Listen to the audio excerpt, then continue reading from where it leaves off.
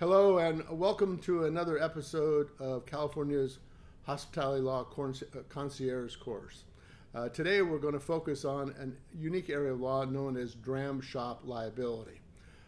Dram Shop liability is an issue of civil liability that a seller or a social host may have to a person to whom they've either sold alcohol or provided to them on a social level who either injures themselves or a third person. We're going to talk about the nuances of that law, and we're going to find out in this particular area of law, it is a problem because a lot of things that sellers or social hosts do to protect themselves from liability are precisely the things that may create a liability for them. But before we go into those nuances and those complications about civil liability, we first need to talk about what the focus is to distinguish it from other areas of law.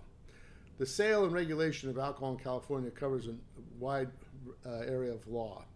When we were children, we learned in our school days about our three branches of government. The executive branch, which we were told enforces the law, the legislative branch, which we were told, of course, legislates the law or makes the law, and the judicial branch, which interprets the law. Now, obviously, those generalizations are true as far as they go, but of course, like many other things, it's much more complicated than that.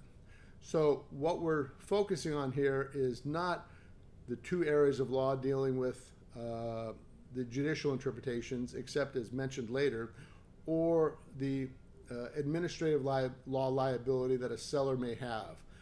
In California, alcohol is regulated through the executive branch. The legislature has enacted certain rules and regulations, primarily in the California Business and Profession Code, and elsewhere for that matter, that has certain laws that are applicable to the greater alcohol industry. The enforcement of those laws are left to the the executive branch, and there is an organization or department known as the Department of Alcoholic Beverage and Control, whose charge is to promulgate rules and regulations about the sale of alcohol in California. When we're talking about dram shop liability, we're not talking about the authority that the Alcoholic Beverage Control Board has, nor are we talking about other legislative rules, for example, in the criminal law area that may come into place. We're just focusing on, for the moment, civil liability. And as a practical matter, that is where most of the risk from a business point of view is going to come up. That is where somebody is injured and they have access to competent legal services and they can sue the seller or social host.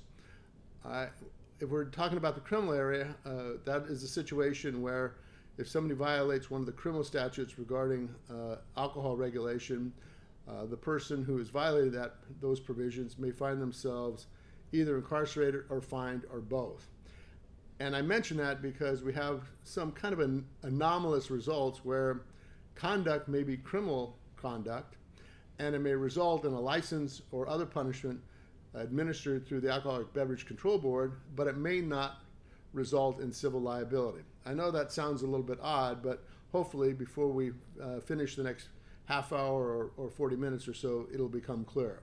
So make no mistake, what we're focusing on is the liability that a seller or a social host has to somebody to whom they provide or sell alcohol to, or a third person who is injured. To understand these rules, we need to go back in history a little bit to see their evolution, because the rules today are remarkably different from the rules of yesteryear. Going back in California's history, and in fact the history of the United States, alcohol consumption was a common practice. It was part of the business community. Everybody's heard of the phrase, or at least many of you may have heard of the phrase, a 3-martini lunch. What that meant to convey was it was not uncommon for business to consume alcohol at lunch. It was not uncommon for businesses to have parties where alcohol was consumed. It was not uncommon to have alcohol served on businesses' premises. I practiced law for a number of years, and there was a time where alcohol was, after hours, readily available in various professional organizations. Those days have long since gone, but it was a reality. The the use of alcohol and the consequences of the use of alcohol had a profound impact on a lot of other Californians. One of the major changes came as a result of one mother out of Sacramento, California, whose child was killed by a drunk driver. She investigated how the courts were looking at this and formed an organization called Mothers Against Drunk Driving. Now, on an official basis, they weren't in the courts, but certainly on an unofficial basis, they kept track and monitored to a certain degree how various judges at the trial court level were handling drunk driving cases. Judges, of course, have some discretion historically on sentencing. And for the longest period of time, at least during the probably 1950s, 40s, 60s, post-World War II, up until the time of period we're going to get to, late 70s and early 80s, some judges were more lenient on sentencing of drunk drivers. Why was that? Well, pretty much it was looked at as a middle class or upper class crime. That was the reality of it. And a lot of people showing up in a judge's courtroom may have been people that the judge knew either by reputation or by various fraternal organizations, communities, golf clubs, and the like. And some judges exercising discretion figured that justice would not be served by throwing some of these people in jail for a period of time. Hence, some of the sentences were maybe, and most likely, probably, more lenient than what they should have been. This caught the attentions of Mothers Against Drunk Driving, and during the 1970s, and in fact during the term when Jerry Brown, not Edmund G. Brown, but Jerry Brown's first term as governor, beginning in 1974 through the beginning of the 80s, during that particular period of time, these judges were monitored. Now, it's hard to say whether they had a direct impact, but certainly an indirect impact. And as you may or may not be aware of, judges in California become a judge either because they're appointed or they run for re-election. But in either case, those judges have to run for re-elections periodically. And during that particular time, when the awareness of the leniency in drunk driving sentencing became part of the public knowledge, some of these judges who faced re-elections were turned out of office due to their leniency on sentencing. Now, that's a broad statement, and it certainly doesn't apply wholesale, but it was a factor. And eventually, the judiciary, either directly or indirectly, became aware of that the cultural norms had changed. This change worked its way up through the Court of Appeals, and the Court of Appeals responded by issuing a line of cases making both sellers and social hosts liable for the injuries that are caused to somebody who either bought alcohol at a bar or a restaurant or received it at a social party, made those sellers and those social hosts liable to any injuries they suffered as a result of being provided that alcohol, not only to themselves but to third persons. At that particular period of time, it became very difficult for the hospitality industry. It doesn't take much imagination to understand why that was so. Here is the problem. It meant putting aside social hosts for a moment and now focusing just exclusively on the hospitality industry and the sale of alcohol. It's pretty common knowledge that in the food industry and the restaurant industry, the margins on the sale of alcohol are much higher than they are for food sales. Oftentimes, profits are made through the sale of alcohol. And once these cases were articulated by the courts of appeal in California in the 70s, what that meant was every person who was a patron of a restaurant or a hotel that bought alcohol could become a potential plaintiff if they went out and injured themselves or a third person. The results of that were pretty catastrophic. What that meant that litigation started increasing dramatically. People who were injured by drunk drivers not only sued the drunk drivers, all right, and if those drunk drivers did not have the assets or the wealth to cover the judgment, which oftentimes was the case, they'd be looking at the seller of the alcohol or the social host to impose liability. And courts allowed that to happen. A seller or a social host were in fact liable for those damages. And that meant that there was an additional risk that the hospitality industry undertook. They're faced with what we refer to as a Hobson's choice. Either they could continue to serve alcohol and take that risk, or not serve alcohol. The latter was probably not realistic due to the nature of the economics of the hospitality industry. Whether it should be or should not, alcohol is just part of that industry, and sales of alcohol is a very important financial component of it. The other alternative, so if you sell alcohol, one or two things that happen.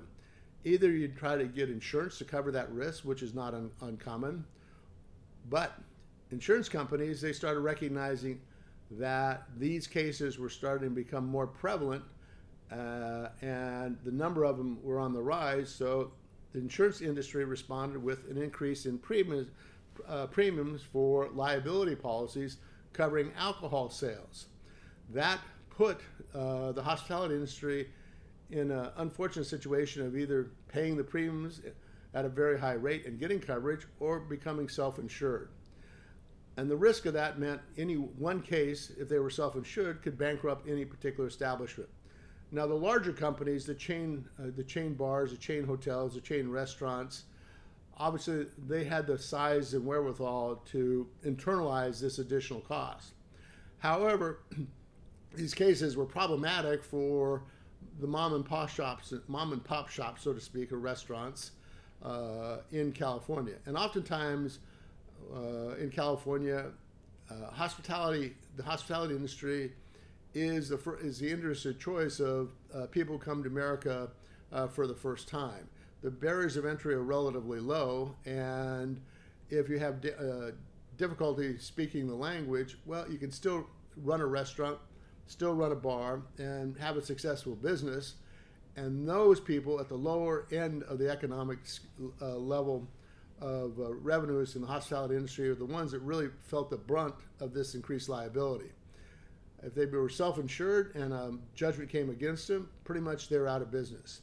Or they could barely get by paying increased insurance payments. And again, that's an issue we face today for fire insurance in California. And if you think about it in that context, it's the same thing that was happening 30, 40 years ago.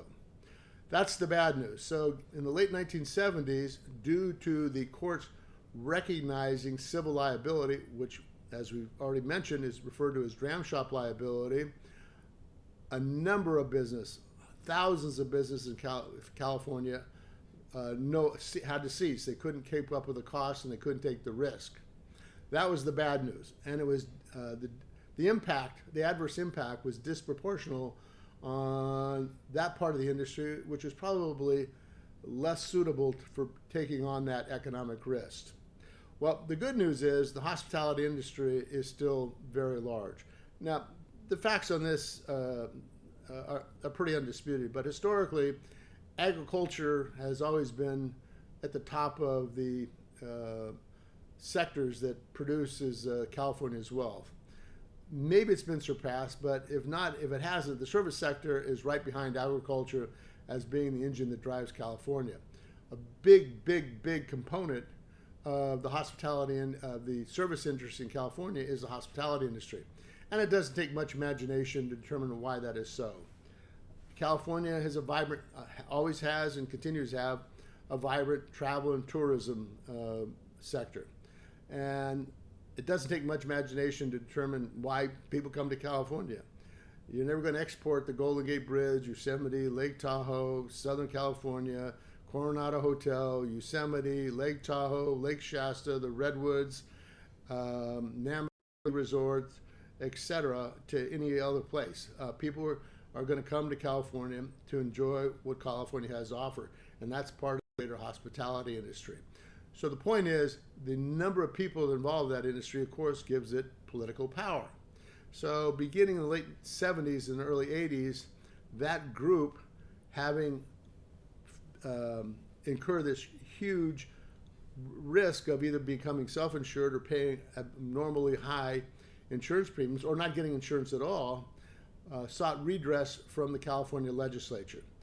And what they asked from the California legislature through their lobbyists and their representatives was to get some relief from the decisions that the Court of Appeals had issued imposing civil liability on sellers and social hosts. And the legislature did respond. There's two provisions in the California Civil Code and the California Business Code. We won't refer to code sections because they can always be looked up. But pretty much it boiled down to this. Beginning in the early 1980s, the California Business and Profession Code was amended to give relief to sellers of alcoholic beverages. And pretty much liability for the sale of alcohol was limited to sale of alcohol to an obviously intoxicated minor. So if an obviously intoxicated minor drank too much at a bar or restaurant and went out and injured themselves or a third person, that bar or restaurant who provided that obviously intoxicated minor would have liability to not only to the minor but also to the third person who was injured by the minor. They would also have criminal liability today. But if it was an obviously intoxicated adult, no. There would be no civil liability. There still may be criminal liability because the establishment shouldn't be selling alcohol to an obviously intoxicated adult. Put aside a minor for a moment. There also, under the Alcoholic Beverage and Control Board regulations, would be administrative law penalties, sometimes fine, maybe a license revocations. So going back to what I mentioned earlier, these other areas of law still may impose penalty enforcement, but does not give rise to civil liability that a third person or the person who consumed the alcohol may have. So beginning in the 1980s, the hospitality industry, as it relates to Dram Shop liability, basically had a big sigh of relief. Alcohol sales could still be made, and they could be made without concern that somebody who drank too much would go out and injure themselves or a third person. Again, the only exception under the statute was if it could be established if it was a sale to an obviously intoxicated minor. And when you think about it, that's a pretty difficult standard. Obviously, whether a person was a minor or not, that's a fact that it would be easily determined. However, what the condition of the minor was at the time of service is a little bit more complicated. The plaintiff who was injured by the obviously intoxicated minor would still have to show that the establishment knew or should have known that the minor was, quote unquote, obviously intoxicated. Now let's take a moment to focus on that word. Obviously intoxicated is not necessarily determined by blood alcohol levels. There are other factors that come into play, and those factors can be subject to dispute and can be contested on a variety of areas. So the point is, this statute gave a lot of protection to the alcohol industry, or at least that component of the alcohol industry that sold alcohol to the public at large. Well, that was good news for the industry, but the courts had not yet finished. So here's the problem that's come up. The courts, since that time, have, over the years, started carving out exceptions to the protection that the hospitality industry, or those who serve alcohol in the hospitality industry, have. And that's where the problem arises. A lot of establishments, because they have been attuned about alcohol awareness and the like, and of course that's a good thing, but sometimes in that educational process they get confused, and they oftentimes do something which they think is the right thing to do, and it turns out to be the absolute wrong thing to do. And it kind of takes into not takes into play, but it's that old adage that we've heard over the years, that no good deed goes unpunished, meaning that sometimes a seller of alcoholic beverages will do what they think is the right thing to do, the good thing to do, the appropriate thing to do. And it turns out, under the law, as we're going to learn in a few moments, is the absolute wrong thing to do. So we're now going to focus on how that protection that the legislature gave to sellers and social hosts, how that has been eroded over the last 30 or 40 years. And this is in no particular order that we'll go through. So let's take various scenarios where courts have, in effect, imposed liability, but for a different legal theory. And when you're selling alcohol, you may not be thinking about legal theories, but if you understand the facts behind these legal theories, an establishment may be better off to protect itself. All right, let's just take the first one. The first exception has generally been referred to as what we call a special relationship. A special relationship is as the term implies. There's some type of relationship between an establishment and a patron at a restaurant where there's something extraordinary, unusual, or special that's done for this particular patron. Now, there's countless examples I can provide, but probably the best one deals with an old television program many years ago called Cheers. Now, Cheers happened to happen in Boston, but for those who may not have seen it, it was a television program. Ted Danson was one of the lead characters. He was a recovering alcoholic who was a former baseball player with the Red Sox, I believe, who, at least in the program, owned a bar called Cheers. And there were a number of patrons who'd come in, and pretty much every week dealt with the interpersonal relationships that these people had in or about the Cheers bar. There was one character, a fellow by the name of Norm, and if my recollection serves me correct, every episode would start out with Norm, who is this really big guy, and he played the role of an accountant, would come in through the front door of Cheers, and everybody in unison would say, "Hey, Norm." Now, just as a side note, unfortunately, he passed away this year, 2025, but I understood that everybody recognized his name. In fact, I don't even know the actor's name, but he could not go through a United States airport without people recognizing him. And of course, they would always say, "Hey, Norm." All right, so let's talk about Norm. Norm is a classic special relationship. Obviously, he's a regular at the bar. And let's say that Sam's process with Norm would, a procedure would be to call a cab for Norm if he determined that Norm drank too much. Now, we can update that by calling him an Uber or some other transportation, but that's what Sam would do for him. So let's make that a little bit more California applicable. And let's say you're in downtown San Jose, in one of the bars in downtown San Jose near the Shark Tank. Now, there's an establishment that a lot of people may know about called Henry's High Life. Been there myself, knew the owner back in the old days. It's a huge place before the San Jose Sharks play. It's a block and a half before the arena, and when the bar gets extraordinarily busy during Sharks Night. So let's utilize that scenario to talk about the special relationship. So Norm shows up at Henry's High Life and has having his drink. Let's say Sam is the bartender there. And because of the business, Norm wants to go home, but Sam never gets around to calling the cab, or in this case today it would probably be an Uber of some sort. So Norm decides on his own, he doesn't want to wait, goes back to his office, gets in his car, and runs over a little old lady crossing the crosswalk. Not to say we're picking on little old ladies, but we'll just use that as an example. Well, the person injured, the little old lady, of course, and her dog Fluffy, would have a claim against Norm. Norm is in big trouble. Norm is probably going to go to jail for driving under the influence, and Norm is going to be sued civilly. But let's assume for a moment that Norm really doesn't have the financial assets to pay the judgment or claim that the little old lady has against Norm. Well, who will her lawyers be looking to? Obviously, Henry's High Life. That was the seller of alcohol. Can they recover? Well, under the statute, as you already know from listening to it thus far, Henry's High Life response would be, no, we have no civil liability because Norm is not obviously a minor. Whether he's obviously intoxicated doesn't much matter, but the statute protects us from service of alcohol to anyone other than an obviously intoxicated minor. Norm's not a minor, so therefore therefore we have no liability, even if he was obviously intoxicated. And if that went to court, the court's response is, that is probably true, Henry's High Life. However, that is not what we have here. What we have here is liability premised not on the sale of the alcohol, but on the special relationship that was created.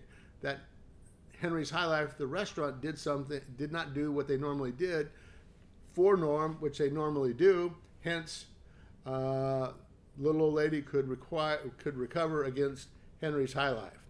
All right, staying with Henry's High Life for a moment, let's talk about the unfortunate situation that some people have. Obviously, the world is divided in a lot of different ways, but we have the world of happy drunks and unhappy drunks. So let's say there's a patron at Henry's High Life going to the bar, and there's a patron that doesn't respond to alcohol pretty well. They have a very bad disposition if they drink too much. This patron happens to mistakenly bump into him, and the person at the bar goes crazy and assaults and batters him, hurts him, beats him up. Well, that person is going to be very seriously injured. So that patron who got beat up by the other bar patron obviously has a claim. The person who beat him up obviously has criminal liability for assault and battery and probably a whole host of other crimes. That person also has civil liability for assault, battery, and other theories of recovery. Well, let's say that person who beat up the patron didn't have any assets to cover any judgment. The person who was the victim may sue Henry's High Life, saying, I got beat up. I was going to the bar to get a drink, and because Henry's High Life sold this person alcohol, maybe too much alcohol. They were not a minor, they were of course an adult. They shouldn't have done that, and I got beat up in the course of it, or that's what the patron would say. Well, the courts, under the next exception, would basically say that is correct. If Henry's High Life got sued, the court would say, yes, you have no liability simply because you served this mean drunk the alcohol. But you do have liability because you create an unreasonably dangerous condition. It was foreseeable that this person may cause a risk to somebody else, and because it was a risk, you may have liability under the doctrine of premises liability. Premises liability in California can be considered also landowner's liability. The liability of a landowner has to somebody injured in or about their property. And California has, not necessarily unique, but kind of interesting rules on that. Many other jurisdictions determine liability of a landowner based upon the status of the person injured. And those statuses generally come from three areas: a licensee, an invitee, or a trespasser. In some jurisdictions, a trespasser who is injured on a property of another cannot sue for the injuries. If they are a licensee or an invitee, can. Who is a licensee? Classic example that if you check into a hotel, you have a contract to be there. That contract renders you being a licensee. The landowner has a high liability. An invitee is maybe a guest. If you're a guest at a hotel and your friend is showing up and the friend gets injured at the hotel, that person's an invitee. But the point is, in California, we dispense with those statuses and we look at the risk that is posed and how the landowner, or in this case Henry High Life, responded. And if this drunk at the bar, who is known to be a mean person, posed a risk, and Henry's High Life didn't do anything about it, then Henry's High Life liability for serving that person the alcohol that prompted him to engage in this wrongful conduct is not because they served him the alcohol, but because they maintained what the courts would consider an unreasonably dangerous condition on their property. All right, what's another example? Negligent entrustment. What is that? Negligent entrustment basically is a situation where an injury occurs and the instrumentality of that injury was provided to somebody. Classic example is giving your car keys to somebody that shouldn't have them. So let's go back and say your friend's a bartender at an establishment. You want to get home, and they said, I got to work late. Why don't you drive my car home? And you've been drinking, and you go out and injure yourself for a third person. Well, if the third person will obviously sue the driver of the car, and if the driver of the car doesn't have sufficient assets to cover that, they may be looking at the establishment, in this case, Henry's High Life. Now, Henry's High Life response, of course, is, wait a second, we have no liability because, we just served him alcohol. Well, the courts will say, no, your bartender gave the defendant or the person who caused the injury their car keys and said they could drive themselves. They were doing that in the course and scope of their employment with Henry's High Life. Therefore, Henry's High Life is liable for the injuries to the injured person who was run over by the person who drank too much under the doctrine of negligent entrustment. All right, next, breach of independent duty. What is that? This happens more in a social setting than it does in a business setting, but it's not uncommon. I think most of us are familiar with the concept that if you have a party and you're worried about people going home and driving drunk, a common practice, or at least there was a common practice at one time, was to decide to take somebody's car keys. So let's say I show up at your party and I hand over my car keys, and at the end of the night, unless you want me to stay there, I want my car back. Okay, and so you have a decision to make. Do I get my keys back or not? Now, there are certain people who adjust alcohol fairly well, and I can assure you that I'm probably going to get my car keys back. I'm going to leave that party thinking I'm fit to drive. And so you return my car keys to me, and let's say I'm not. And unfortunately, I run over the little old lady in Fluffy. Now, am I going to be sued? Yes. I caused the injury. I was driving intoxicated. I can be sued civilly by the little old lady on her behalf and on the damages that I caused to Fluffy. In addition, I'm in a world of trouble in the criminal justice system. I'm going to go to jail and I'm going to be fined and incarcerated, not to mention all the other negative things that can happen if you get picked up for drunk driving. But the question is, if I was at your party, all right, and you gave me back the car keys, do you have liability? Your first response to any claim that you have made by the little old lady is that, well, I was just a guest at your party. You're a social host. I'm certainly not a minor, and I was not obviously intoxicated. Therefore, you're protected under the statute. The courts, of course, would say that is correct. You would be protected under the statute, but that's not what we have here. What we have here is a breach of an independent duty. So, what's that all about? Well, let's go through an analysis of that. When I hand you my car keys, what's happening? Well, I expect to get them back. I'm not giving you my car. All right, we're creating a temporary bailment of those keys. I'm going to want them returned. Now, we won't go through issues of bailment, a gratuitous bailment versus a bailment for hire, but basically, I'm not giving you the car, and I'm going to want my car keys back. Well, at the end of the night, you have to choose wisely or choose poorly. If you choose wisely, because I've been drinking, and you keep the keys, I may be unhappy, but you're not going to put yourself at risk. But in this case, as I've already explained, you choose to return the keys to me. And I go out and injure myself and the little old lady or third person. Under that circumstances, both of us will have a claim against you, not because I was served alcohol, not because I may have drank too much alcohol at your social function, but rather because you created a duty yourself. And the duty you created was whether I should return the keys. You shouldn't have done that. You breached that duty, and hence you have liability. All right, another exception is what we call respondeat superior. It's a Latin term that lawyers use quite a bit, courts do too. Roughly translated means responsible superior. And in the context of an employment relationship, it basically boils down to this.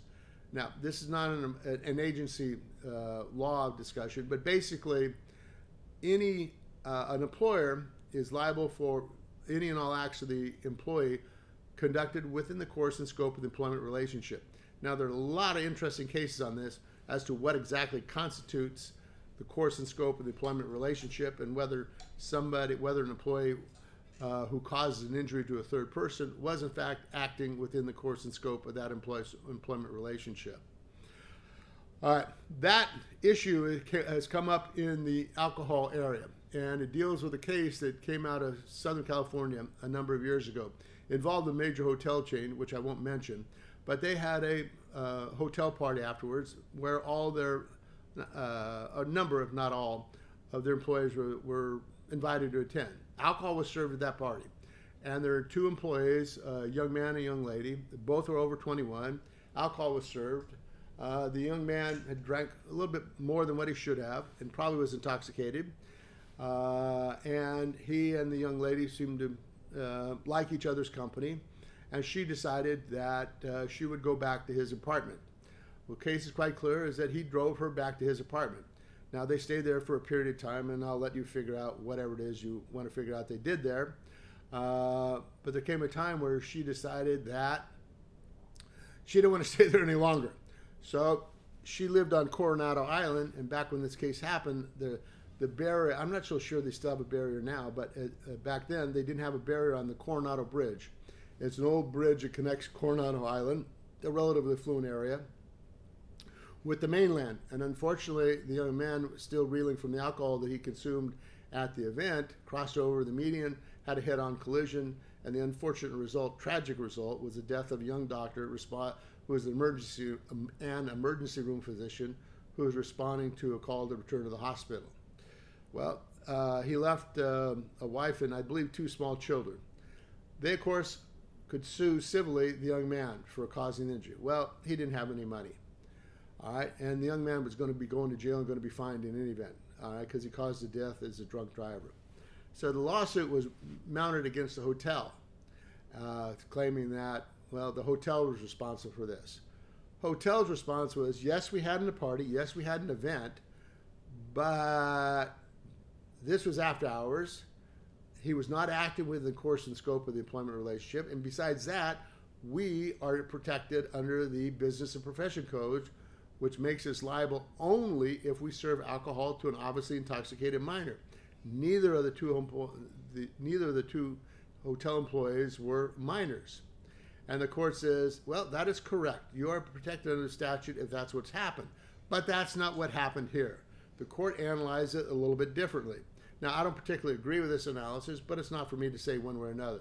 As far as the court was concerned, the young man was still acting within the course and scope of his employment relationship with the hotel, rendering the hotel liable for his tragic decision to drive and